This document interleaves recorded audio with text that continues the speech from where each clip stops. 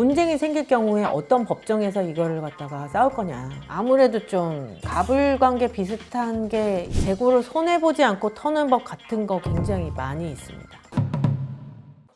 해외 브랜드와 계약에 따라 다르겠지만 나는 이 정도 마진을 봐야 계약한다 이런 기준이 있나요? 이건 무조건 있죠. 어느 정도 정형화되어 있는 것도 있기는 하지만 결국엔 유통 구조예요.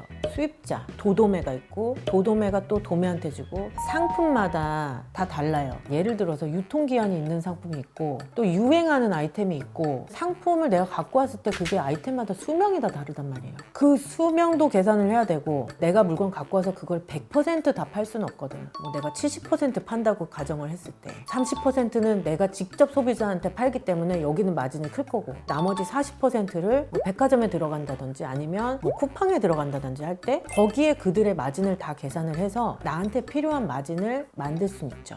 해외 브랜드와 계약 시 이러한 조건은 내게 불리했다, 유리했다 이런 건 있을까요? 완전 있죠. 내가 약속한 만큼의 구매액을 채우지 않았을 경우에 그 액수의 몇 퍼센트를 현금으로 준다. 내가 송금해야 되는 날짜 이후로부터 얼마 동안 돈을 안 보냈을 경우에 그동안을 이자를 쳐서 이자까지 내야 된다. 그런 거 좀 불리한 조항이고요. 해마다 구매해야 되는 금액이 계속 올라가는 거. 매년 뭐 10%씩 구매를 해야 되는 그런 조건이 있다든지 그러면 그거는 불리한 조건입니다. 유리한 조건은 나한테만 독점권 주겠다. 불량 상품이 있을 경우에는 리포트한 만큼 전액을 뭐 크레딧 노트로 주겠다. 마케팅 할 때 사은품이나 또는 마케팅 비용 같은 거를 우리가 서포트 하겠다. 뭐 이런 거 굉장히 유리한 조건이죠. 근데 그런 거 그냥 계약서에 없으니까 요구하고 받아내야 되는 조건들입니다.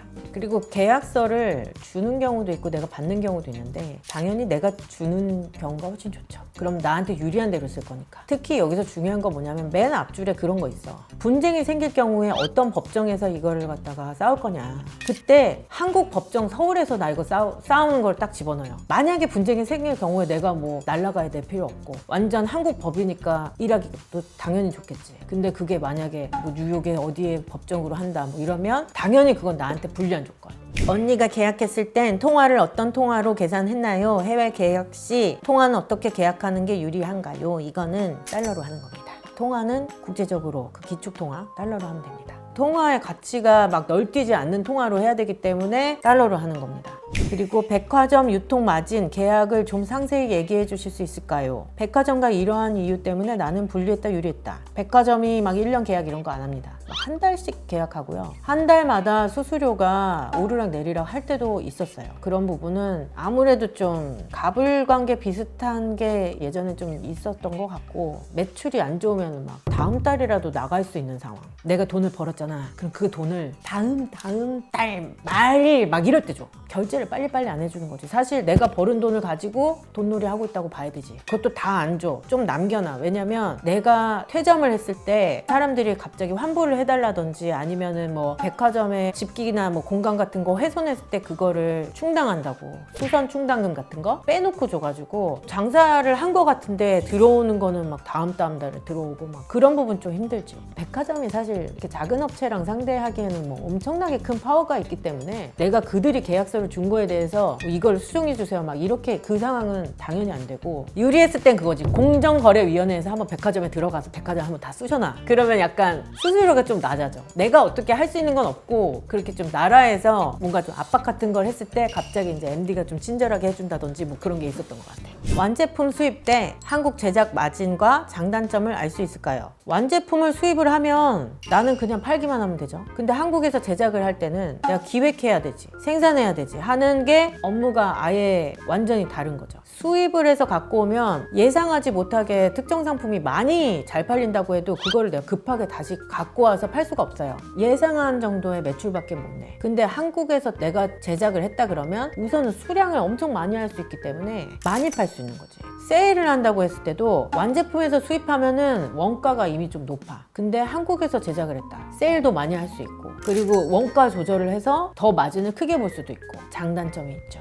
한국처럼 트렌드가 빠르게 변화하는 시장에서 사장님의 시장 전략은 어떤 것들이 있나요? 중요한 건 그런 것 같아요. 뭐냐면 트렌드가 바뀐다고 해서 어떤 스타일이 바뀌면 안 된다는 거. 소통하는 방법이라든지 상품을 판매하는 기술이라든지 이런 거는 트렌드에 발맞춰서 빠르게 개편을 해야 되지만 시장에 접근하는 나만의 철학이라든지 스타일이라든지 이런 거는 고수를 해야 된다. 사람들이 다 핸드폰으로 쇼핑하는데 PC를 고수한다든지 뭐 이러면 안 되겠죠. 이 얘기예요. 예를 들어 스포츠 브라가 유행할 것 같아 수입을 하려고 했다고 가정한다면 시장 흐름을 분석하는 노하우가 있나요? 시장 조사하는 거는 굉장히 쉽죠. 요즘 인터넷이 잘 발달이 돼 있으니까 사람들이 얼마나 관심 있는지, 경쟁사가 어떻게 하고 있는지 리서치를 하는 거죠. 정형학 원론 막 이런 거 있잖아요. 마케팅 막 이런 거 책들 보면은 간단한 표 같은 거에 내가 하려는 아이템이나 브랜드를 집어넣어 놓고 기준 삼아서 분석을 해보는 방법이 있어요. 비즈니스 모델 캔버스에 내가 하려는 브랜드나 아이템 집어넣어 놓고 그거를 분석해 보는 거. 그런 걸 공부하면서 실제적으로 앙케이트를 한다든지 실제 실유저가 될 사람들이랑 미팅을 한다든지 인터뷰를 한다든지 관련된 뭐 뉴스를 찾아보고 논문을 찾아보고 뭐 등등등 정말 전방위적으로 리서치할 거는 굉장히 많은 것 같습니다.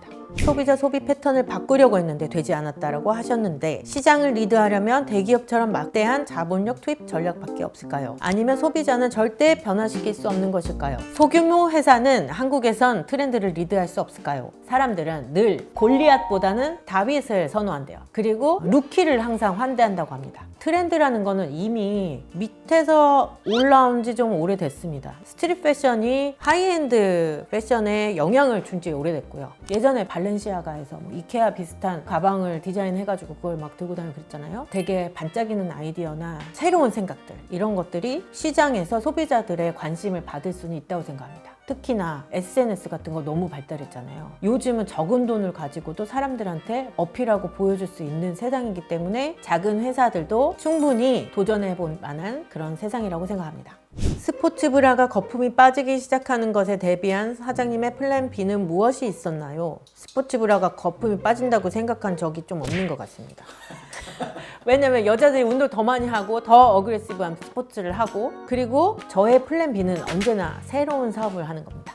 접으신 각각 브랜드마다 출구 전략은 어떤 것들을 상정해 놓으셨나요? 특히 백화점 스토어 출구 전략이 궁금합니다. 강남역 인테리어 출구 전략도 궁금합니다.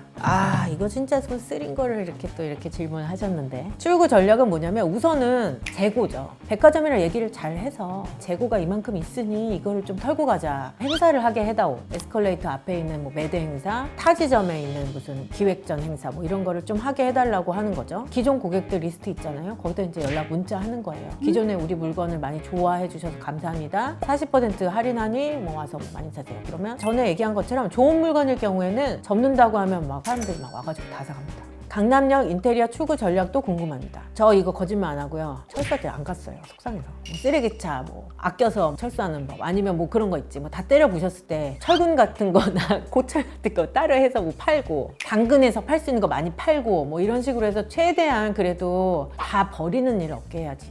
자, 그리고 이거는 제가 오늘 새벽에 받았던 댓글인데 자립할 수 없는 사업을 정리할 때는 어떤 과정이 있는지 궁금합니다. 예를 들면 재고를 손해보지 않고 터는 법 같은 거 팔리지 않는 재고를 보며 잘 터는 것 또한 사장의 능력 같다는 생각이 드네요. 재고를 손해보지 않고 터는 법 같은 거 굉장히 많이 있습니다. 예를 들어 전자기기 같은 경우는 안에 있는 배터리가 가만히 놔두면 고장이 나요. 또는 천으로 돼 있는 거다. 봉제다. 곰팡이 생길 수 있고 존벌레 들어갈 수 있어요. 화장품이나 식품 같은 경우는 유통기한이 아주 예민합니다. 그거에 따라서 재고를 이제 털어야 되는데 저 같은 경우는 기부를 많이 했습니다. 상품에 따라서 이제 받아주는 데가 있어요. 저 같은 경우는 사실 굿딜 스토어의 홍보 대사가 됐는데 회사를 많이 말아먹다 보니까 재고가 많고 그 재고를 또 많이 기부를 하고 연예인만 하다가 기업가로는 홍보 대사가 내가 처음이래. 하여튼 이런 영광스러운 홍보 대사를 하고 있고요. 기부를 하게 되면 그 상품을 사온 가격, 그 상품의 원가만큼을 법인세에서 공제받을 수 있어요.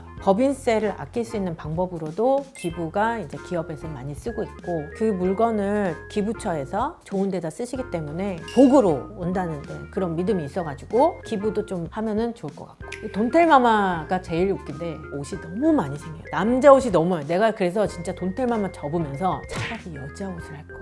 여자 옷은 내가 신나게 입었을 텐데 주변에 선물 진짜 많이 줬지. 그리고 진짜 많이 기부했어. 어진 뭐 억 단위로 기부했어요. 좋은 일이 생겼나요? 좋은 일 늘 생기고 있습니다.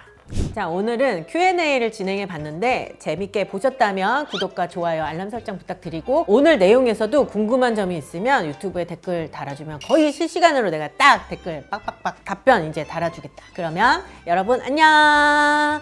사장님들 화이팅!